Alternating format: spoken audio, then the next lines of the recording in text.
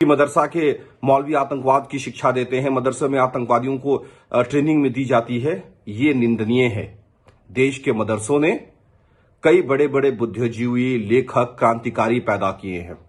इसलिए इस तरह का अनाप शनाप बयान देने वाले लोगों को हमें लगता है कि पागल खाने भेज देना चाहिए। नमस्कार, मैं हूं शुभे और आप देख रहे हैं न्यूज फॉर नेशन। बिहार में बांका जिले में मदरसे में हुए ब्लास्ट को लेकर बीजेपी के बिस्फे से विधायक हरिभूषण ठाकुर बचौल ने एक विवादित बयान दिया था। इस विवादित बयान को लेकर लगातार चर्चाएं भी हुई थी। उन्होंने साफ तौर पर कहा था कि मदरसों में पढ़ाई के साथ साथ आतंकवाद की भी पढ़ाई कराई जाती है। फिर क्या था, बिहार के सियासी गलियारों में इसको लेकर लगातार चर्चाएं चरम पर होने लगी। विपक्षी दलों की तरफ से इसको लेकर अपनी अपनी प्रतिक्रिया सामने रखी जाने लगी और इसी कड़ी में एक बार फिर से इसी ठंडे बस्ते में पड़े मुद्दे को उठाया है हम के प्रवक्ता दानिश रिजवान ने।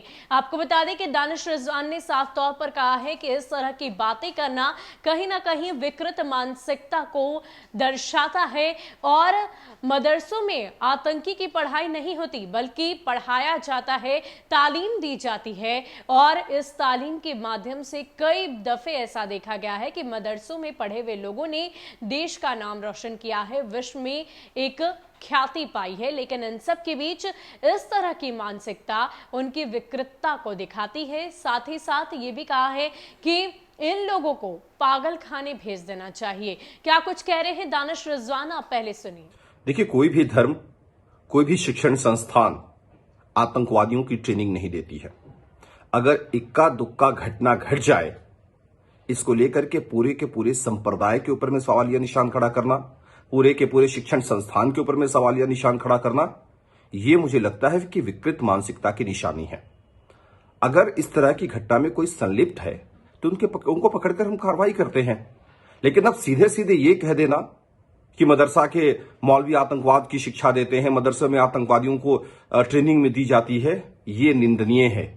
देश के मदरसों ने कई बड़े बड़े बुद्धिजीवी, लेखक, क्रांतिकारी पैदा किए हैं।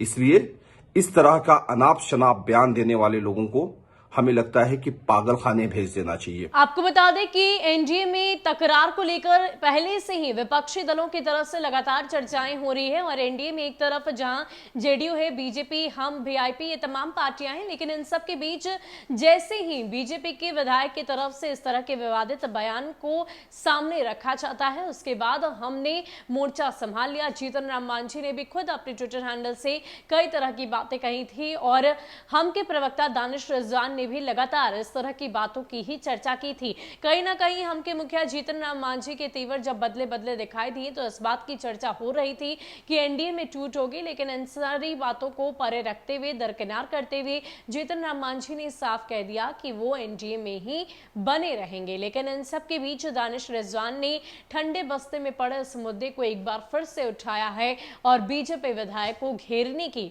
कोशिश की है। आपको बता दें कि इस पूरे मसले को लेकर बीजेपी विधायक का भी बयान सामने आया था जिसमें उन्होंने साफ तौर पर कहा था कि इस तरह की विवादित बयान को लेकर मैं चर्चा में नहीं आना चाहता, बल्कि मैंने जो सच्चाई थी उसे सामने रखा है। इन तमाम बातों को लेकर अगर अन्य दलों की बातें करें तो कहीं ना कहीं ये कहा जा रहा था कि बीजेपी सिर्फ और सिर्फ हिंदुत्व को आगे बढ़ाना चाहती है और विवादित बयान देकर बिहार की सियासत में, बिहार की राजनीति में विखंडन की राजनीति उनकी तरफ से की जा रही है। लोगों में एकता, अखंडता को खतरे में डालने की कोशिश उनकी तरफ से की जा रही है। ये तमाम बातें बिहार के राजनीतिक गलियारों में गूंज ही रही थी और एक बार फिर से इस पुराने मुद्दे को सामने लाया गया है हम के प्रवक्ता दानिश रिजवान की तरफ से। ज्यादा अपडेट के लिए आप बने रहे न्यूज फॉर नेशन के साथ। नमस्कार।